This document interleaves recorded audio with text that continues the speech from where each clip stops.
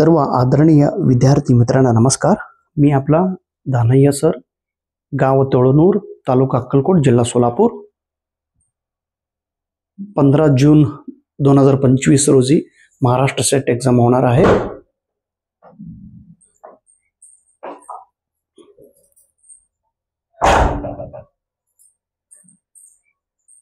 आता त्याच दिवशी 15 जून त्याच दिवशी पीजी पोस्ट ग्रॅज्युएट नीट एक्झाम सुद्धा होणार आहे आणि सुप्रीम कोर्टाने आदेश दिलेले आहे की नीट एक्झाम एकाच दिवशी आणि एकाच शिफ्टमध्ये घेतला पाहिजे. मग त्याचा काय आपल्या सेटवर परिणाम होईल का, अशी विद्यापीठाला काल माहिती दिलेली आहेत. आदरणीय तिथले गुरुजन आणि ॲडमिनिस्ट्रेटर सेट विभागाने उद्या किंवा परवा त्यांचा निर्णय ते देतील. पेपर पुढे गेलं तर खूप चांगलं, जर नाही गेलं तर 15 दिवशीच पेपर होणार आहे. ओके, हा एक विषय तुमच्या सोबत सांगायचं होतं. आता सर 15 दिवसच राहिले, आपल्याला थोडं टेन्शन येत आहे. आपण कसा अभ्यास केला पाहिजे. काल एक नागपूरवरनं ताईने मला फोन केले, सर मला थोडक्यात शॉर्टकट सांगा.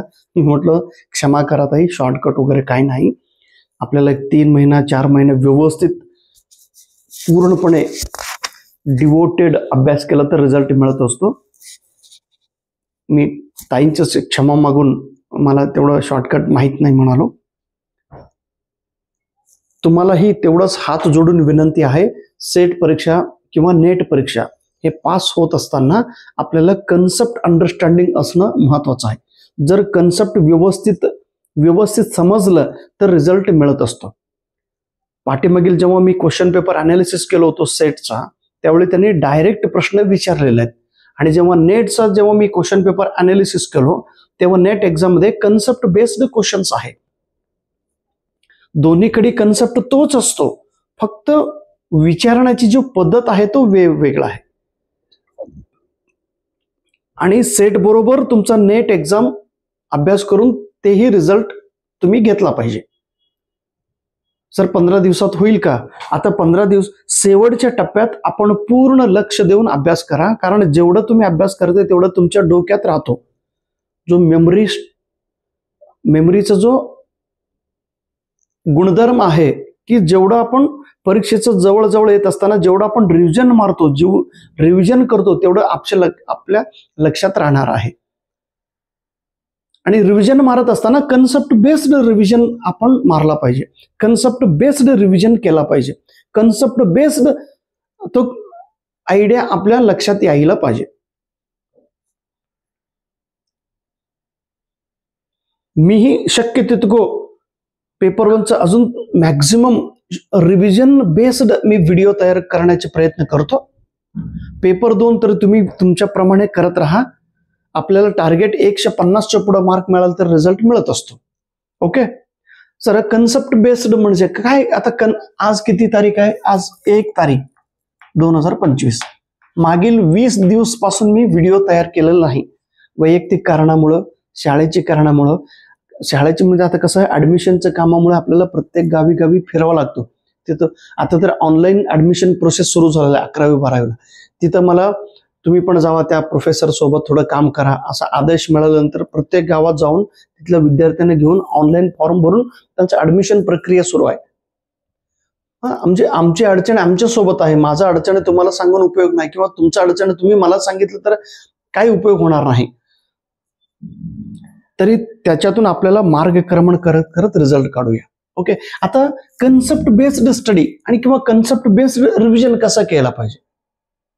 फॉर एक्झाम्पल म्हणतो मी, नॅशनल एज्युकेशन डे, राष्ट्रीय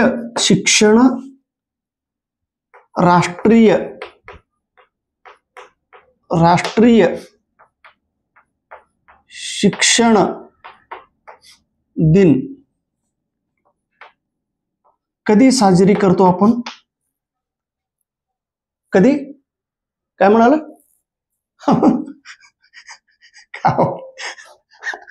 11 नोव्हेंबर, हा बरोबर सर, 11 नोव्हेंबर हे आपलं राष्ट्रीय शिक्षण दिवस आहे.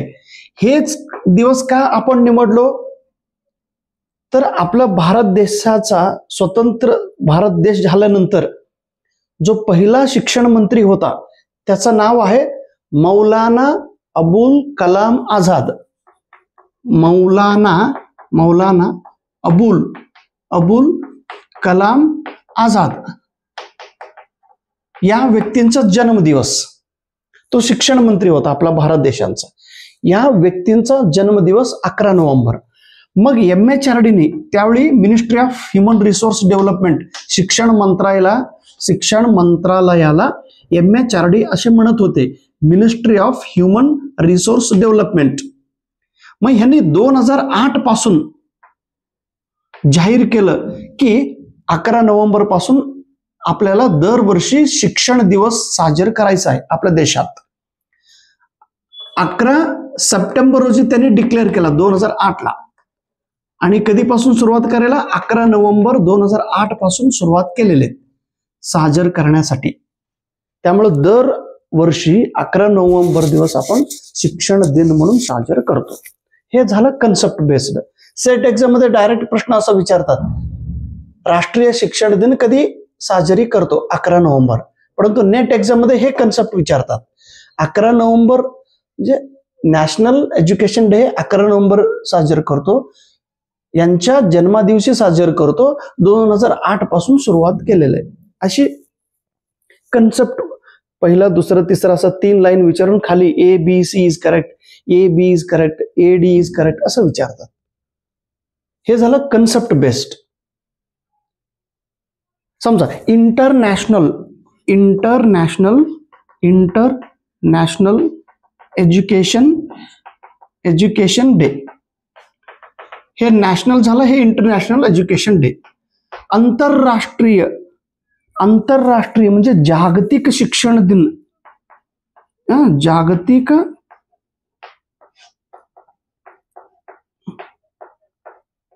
शिक्षण दिन दरवर्षी कोणत्या दिवशी आपण साजरे करतो, काय म्हणाले? हो, हुशार आहेत हा तुम्ही. 24 जानेवारी हा दिवस, 24 जानेवारी, दरवर्षी 24 जानेवारी हा दिवस जागतिक शिक्षण दिन म्हणून साजरी करतो. कुठे साजरी करतात? संपूर्ण जगात. ह्या जगात जेवढा देश आहे सगळ्या देशात हा दिवस 24 जानेवारी इंटरनॅशनल एज्युकेशन डे म्हणून साजरी केले जातो. साजरी करा असे कोणी सांगितले? UN यांनी, युनायटेड नेशन, हे जे आंतरराष्ट्रीय संयुक्त राष्ट्र संघांची जे आंतरराष्ट्रीय संघटना आहे याच्यात प्रत्येक देश मेंबर आहे. युनोने, युनायटेड नेशन ऑर्गनायझेशनने हे सांगितलेले. कधी सांगितले? 2019 रोजी.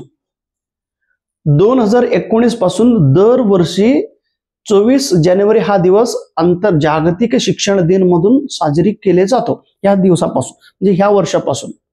आणि प्रत्येक वर्षी एक थीम असतात, एक विषय.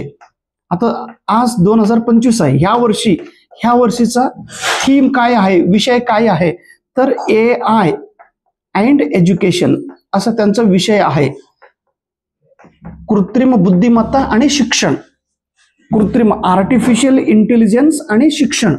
आर्टिफिशियल इंटेलिजन्सचा शिक्षणावर काय परिणाम होतो आणि शिक्षण आणि आर्टिफिशियल इंटेलिजन्सचा वापर कसा केला पाहिजे, हे ह्या वर्षीचा थीम आहे या दिवसाचा. दरवर्षी एक थीम असतो.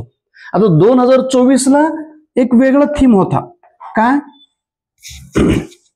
लर्निंग फॉर लास्टिंग पीस, जागतिक शांततेसाठी शिक्षण, हे 2024चं थीम. आता 2025चं theme artificial intelligence and education. ह्याचं सब थीम काय आहे?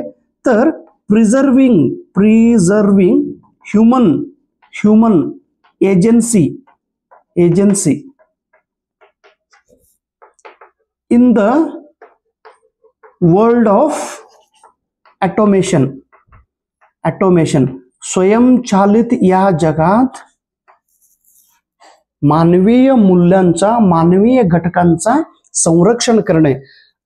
आर्टिफिशियल इंटेलिजन्स वापर करा, परंतु करत असताना मानवीय गोष्टीला, मानवीय मौल्याला, मानवीय घटकाला संरक्षण दिला पाहिजे, अशी या वर्षीचा थीम आहे. तुम्हाला प्रश्न असे विचारतात, एक प्रश्न विचार, सेट एक्झाम मध्ये सुद्धा प्रश्न विचारतात. 2025चा इंटरनॅशनल एज्युकेशन डे चा थीम काय आहे म्हणून. थीम आहे AI and education. International day education दिवस कधी साजरी करतो? 24 जानेवारी. कोणी सांगितलं? UN ने सांगितलं. कोणत्या वर्षापासून? 2019 पासून. कन्सेप्ट व्यवस्थित समजून घेतलं तर रिझल्ट ऑटोमॅटिकली मिळतो. फक्त कन्सेप्ट आपल्या लक्षात पाहिजे. कन्सेप्ट लक्षात आला की 100% रिझल्ट असतो. डिटेलमध्ये न जाता कन्सेप्ट अंडरस्टँडिंग. आता वैदिक काळात, वैदिक एज्युकेशन काळात डिग्र्या दिला जात होता. डिग्र्या. आता तिथं प्रामुख्याने 3 डिग्री दिले जात होते. 3. एक आहे वसु डिग्री, दुसरा होता वसु डिग्री, त्यानंतर होता रुद्र आणि त्याच्यानंतर आदित्य. हे 3 डिग्र्या दिले जात होते. हे कधी? ज्या विद्यार्थी 24 वर्ष गुरुकुलमध्ये राहून शिक्षण घेतल्यानंतर त्या विद्यार्थ्याला वसु हा डिग्री दिले जात होते. 24 वर्षापर्यंत त्यांनी तिथं राहायला पाहिजे. रुद्र डिग्र्या वयाच्या 36व्या वर्षापर्यंत, 36 वर्षापर्यंत त्यांनी तिथं राहायला पाहिजे गुरुकुलमध्ये, तर त्याला रुद्र हा डिग्री दिले जात होते. आदित्य डिग्री वयाच्या 48व्या वर्षापर्यंत, जे 48 वर्ष त्यांनी गुरुकुलमध्ये राहून शिक्षण पूर्ण केलं तर त्यांना हा डिग्री दिले जात होते. असं कन्सेप्ट बेस्ड स्टडी करा, रिझल्ट मिळवा. थँक्यू. नमस्कार.